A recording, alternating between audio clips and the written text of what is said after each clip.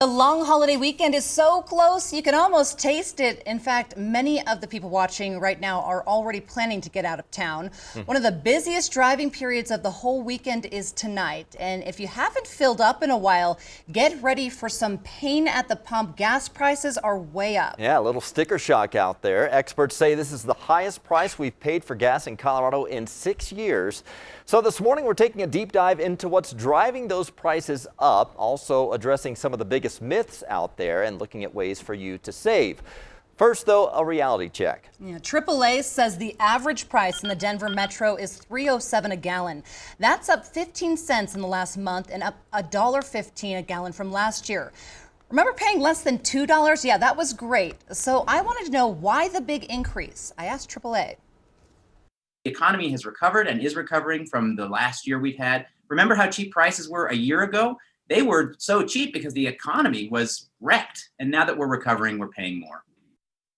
So, of course, there's never just one reason. AAA says OPEC countries cut production to raise prices, so we're paying more. Second, a lot of oil production in the United States shut down because of COVID because demand was low. Now they're trying to catch up. Also, airlines are adding flights and cruise ships are about to start. They all need crude oil, so that's increasing demand and increasing prices.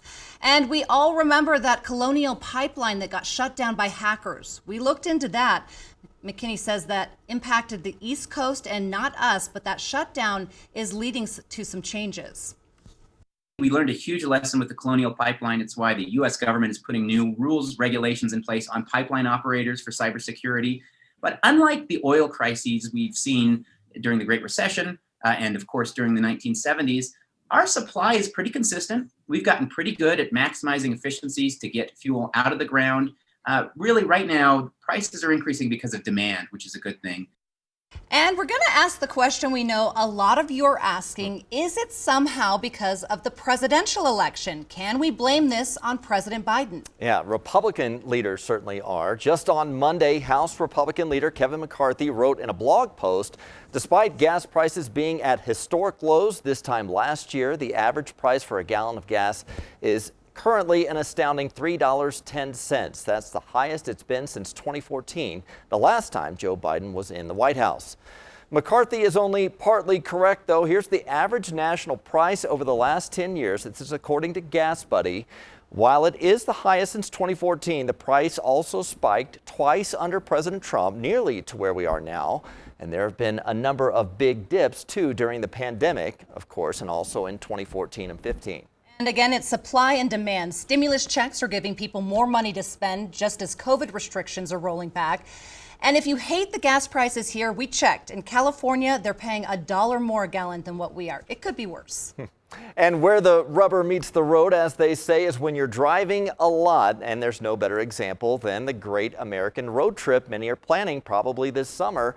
37 million people have travel plans that will take them at least 50 miles or more over this holiday weekend. But what if you're planning a bigger vacation? Does it make sense to drive or fly? So we did some math for you. And let's say you want to head up to Jackson, Wyoming for a week at Grand Teton or Yellowstone. These are must-sees for my family, I know. It's about 550 miles away, so it can be done in a long day. The EPA says the average car in the U.S. gets just shy of 25 miles to the gallon, so you'll burn about 44 gallons of fuel to get there and back. That's $135 worth of gas at today's price. I found hotels on Expedia that would fit a family of 4 for $250 a night. That brings our travel total to just over $1,800. But RVs are also super popular right now because you kind of take the hotel with you. A lot of these get about 15 miles to the gallon or less. That pushes your fuel cost to $225. Camper vans cost about $300 a night to rent, but campsites in Jackson with utility hookups are another $100 per night. So now you're looking at a grand total of about $3,000. And finally, flying, of course, probably the quickest, most convenient, but it's also the most costly.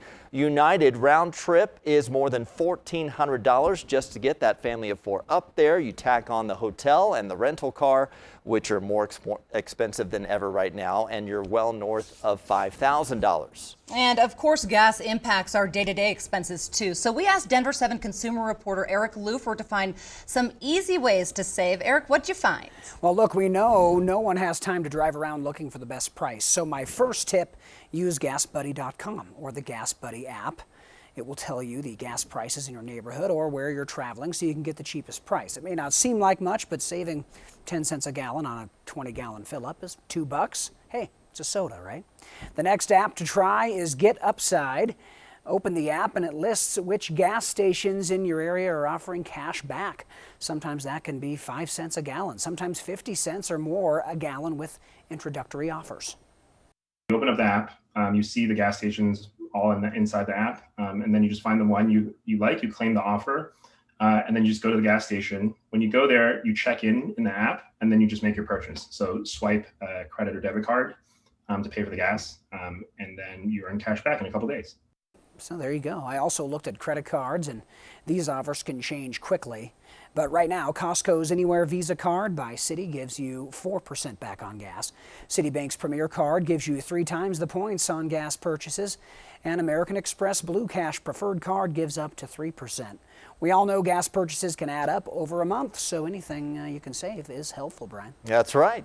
And we can't be everywhere at once either. So help each other find the lowest gas prices around the Front Range. Yeah, share the lowest prices you see today and where on our Denver 7 Facebook page.